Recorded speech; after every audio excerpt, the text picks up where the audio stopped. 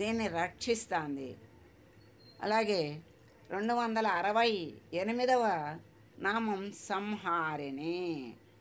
269 రుద్రరూప. ఓం సంహారిణ్యై నమః.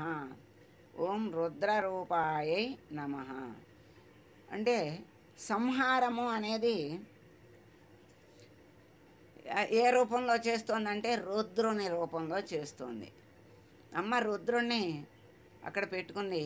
ఆయనలో ఆవిడ శక్తిని ప్రసరింపజేసి ఆయన ద్వారా సంహారం చేస్తోంది. ఇది తమోగుణ ప్రభావం, తమోగుణ స్వభావుడు రుద్రుడు. జగత్తు యొక్క సంహారమే ఆయన చేయాల్సినటువంటి కృత్యము, కర్తవ్యము. ఆయన అమ్మ అంశ గనక తల్లి రుద్రరూప అయింది. ఆయన ఎవరు? అమ్మ యొక్క అంశే గనక అమ్మ ఆ రూపంలో రుద్రరూప అన్నారు.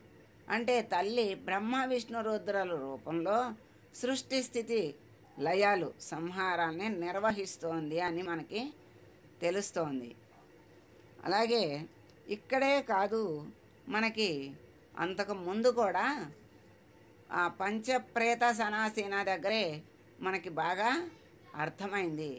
మళ్ళీ ఇక్కడ విడివిడిగా ఒక్కొక్కళ్ళ ఎలా సృష్టి చేసింది, వాళ్ళకి ఎలా శక్తి ఇచ్చింది, వాళ్ళతో ఏం పని చేయిస్తోంది, వాళ్ళది ఏ గుణము అని మనకి మళ్ళీ వివరంగా తెలియజేస్తున్నారు. బ్రహ్మది రజోగుణము, విష్ణువుది సత్వగుణము, రుద్రుడిది తమోగుణము. ఇక్కడ సంహారము అంటే ఇక్కడ ఒక మనలోనే ఇవన్నీ ఉన్నాయి, సృష్టి స్థితి లయాలు. ఏది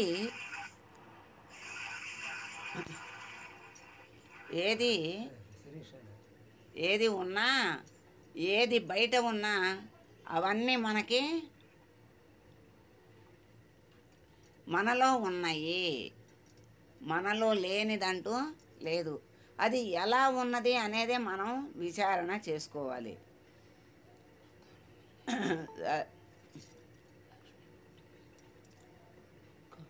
అలా మనం విచారణ చేసుకుంటే ఈ సృష్టి జాగ్రత్త, ఈ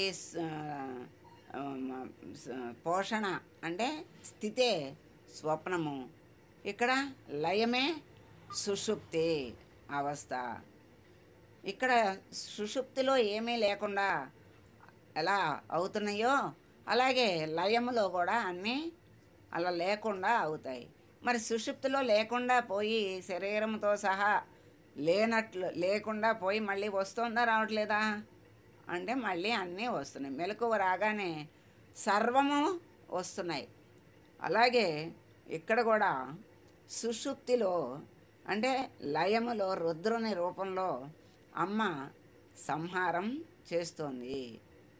ఈ సంహారం అనేది ఇక్కడ సంహారిణి, అమ్మ అక్కడ చేస్తోంది గనక సంహారిణి. అంటే హారం అంటే ఒకదానికి ఒకటి, ఒక పూసకి లోపల దారం ఉంటుంది, అది కనపడదు. ఏ పూసకు ఆ పూసే విడిగా ఉన్నట్లు కనిపిస్తుంది, కానీ అంటుకుని దగ్గరగా ఉంటాయి. మనకి పూసలే కనపడతాయి కానీ హారం కనపడదు. హారమే కనపడుతుంది, పూసలే కనపడతాయి, దారం కనపడదు, హారం కనపడుతుంది. అలాగే అన్నీ చేసేది లోపల ఉండి కనపడకుండా చేసేది అమ్మ. ఈ పూసలన్నీ ఎలా కనపడుతున్నాయో అలాగే ఈ అన్ని రూపాలు కనపడుతూ ఉంటాయి. అన్ని రూపాల్లో చేసేటువంటి పనులు కనపడతాయి. వీళ్ళే చేస్తున్నట్లుగా అనిపిస్తుంది.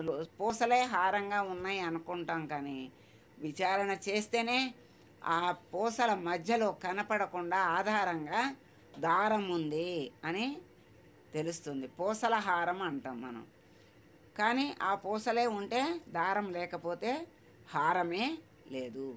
అలాగే ఒకటి అయిపోతే మళ్ళీ సృష్టి వస్తుంది. సృష్టి స్థితి లయము అయిపోతే మళ్ళీ సృష్టి వస్తుంది. మరి ఎక్కడుంది ఇదంతా? దాచిపెడుతోంది అమ్మ అక్కడ. మన సుషుప్తిలో ఈ ఇంద్రియాలు, ఈ జగత్తు, ఈ మరి బంధాలు, బాంధవ్యాలు, ఆస్తులు, అంతస్తులు అన్నీ ఎలా లయమైపోయి అలా గింజలో వృక్షంలాగా అలా ఇమిడిపోయి కనపడకుండా, వృక్షం కనపడకుండా ఎలా ఉందో అలాగే ఈ సుషుప్తిలో ఇవన్నీ ఏమీ కనపడకుండా, తెలియకుండా నిక్షిప్తమై పోయి ఉన్నాయి. అట్లా ఉన్నాయి కనుకనే మెలకువ రాగానే మొత్తం అన్నీ మనకి తెలుస్తున్నాయి. అలా లేకపోతే మనకి మెలకువ ఉండదు, మళ్ళీ మన దృష్టికి అవన్నీ కనపడవు.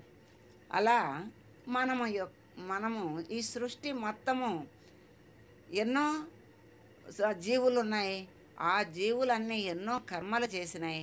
ఆ కర్మల యొక్క ఫలాల్ని, ఆ జీవుల్ని, వాటన్నిటినీ కూడా అమ్మ నిక్షిప్తం చేసింది.